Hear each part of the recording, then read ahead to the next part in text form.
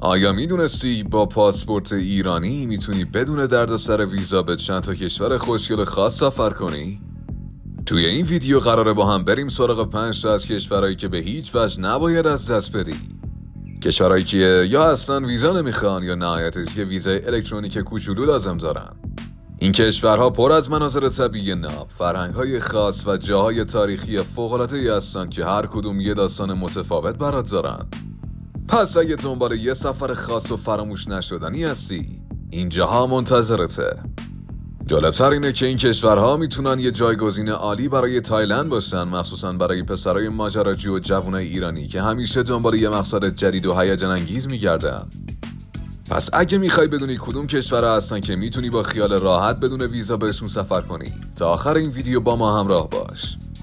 قبل از شروع لطفاً ویدیو رو لایک کن و اگه خوشت اومد حتما کانال رمز و راز رو سابسکرایب کن. گرجستان، سرزمین طبیعت ناب و مهمون نوازی.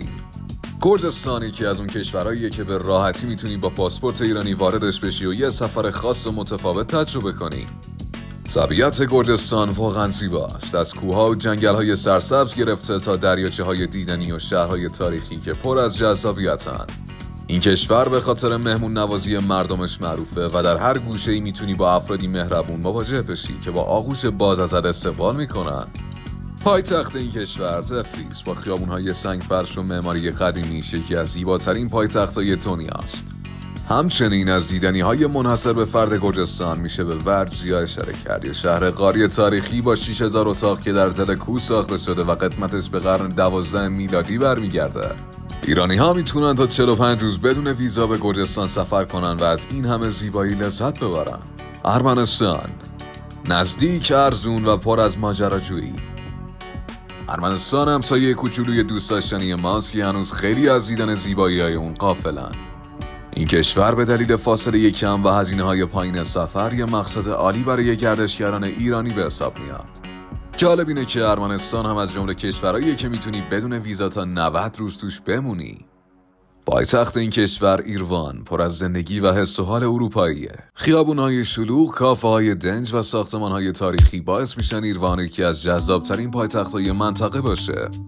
یکی از هیجان انگیزترین جاذبه‌های این کشور تلکابین تاتسئو هستش که طولانی‌ترین تلکابین دنیاست و از دل کوه‌ها میگذره. تابستون‌ها ارمنستان میزبان جشن‌های رنگی و فستیوال‌های جذابیه که هر سال گردشگران زیادی رو جذب میکنه.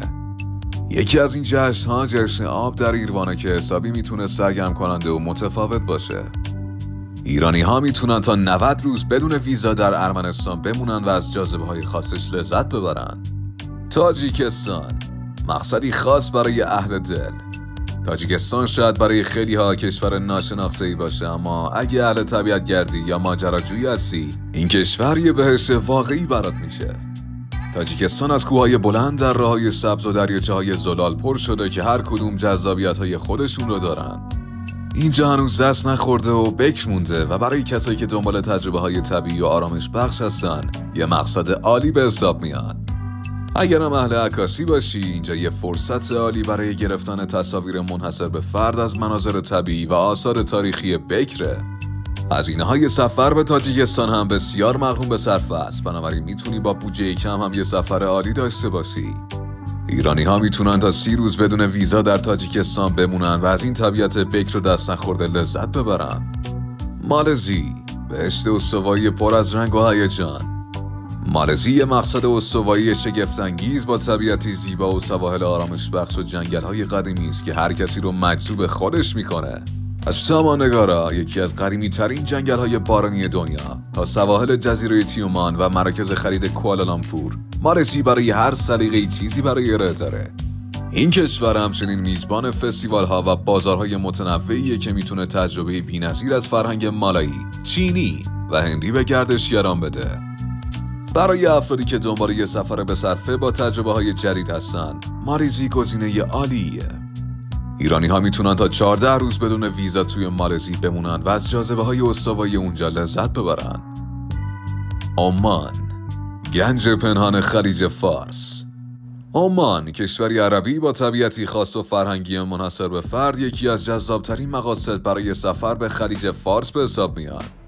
از قلعه‌های قدیمی گرفته تا بازارهای سنتی و کوههای سرسبز، عمان ترکیبی از تاریخ، فرهنگ تا طبیعت رو در خودش جای داده که هر گردشگری رو به وجد میاره.